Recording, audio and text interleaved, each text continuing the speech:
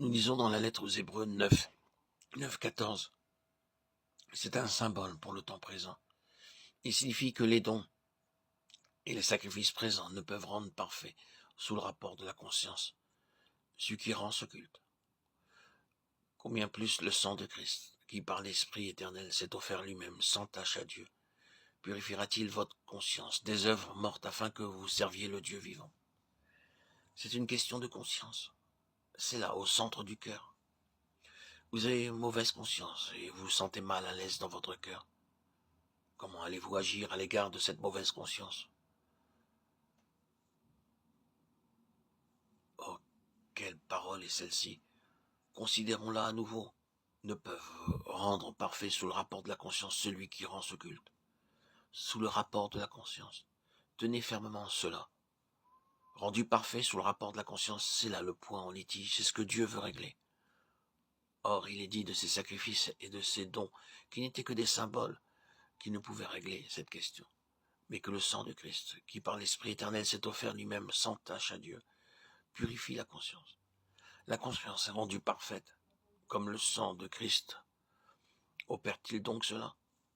La justice est dans ce sang. Ce sang est la nature incorruptible de la vie du Seigneur. Jésus, incorruptible. J'aime toujours méditer cette parole. Ce n'est pas simplement une nature non corrompue, mais une nature incorruptible, une nature qui ne peut pas être corrompue, qui est au-dessus du pouvoir de la corruption. Qui de vous me convaincra de péché? Y a-t-il eu un homme qui ait pu lancer au monde un défi de la sorte? Car tu ne livreras pas mon âme au séjour des morts. Tu ne permettras pas que ton bien-aimé voie la corruption. Acte 2, 24-27. La mort n'avait aucun pouvoir sur lui, car il n'y avait en lui aucune corruption. L'incorruptibilité est la destruction du pouvoir de la mort. Or, le sang de Jésus est l'équivalent de la justice même de Dieu. Et Satan s'est opposé au sang, car il représente la justice, l'appropriation de ce précieux sang, l'appropriation par la foi de cette justice divine, est ce qui va détruire toute la puissance de Satan. Ils l'ont vaincu à cause du sang. Si vous voulez changer le mot, vous le pouvez. Mais le changement ne concernera seulement qu'un seul aspect, car le sang inclut tout. Ainsi, pour ce qui est présentement en vue, vous pouvez changer le mot et dire « ils l'ont vaincu à cause de la justice qui vient de la foi ».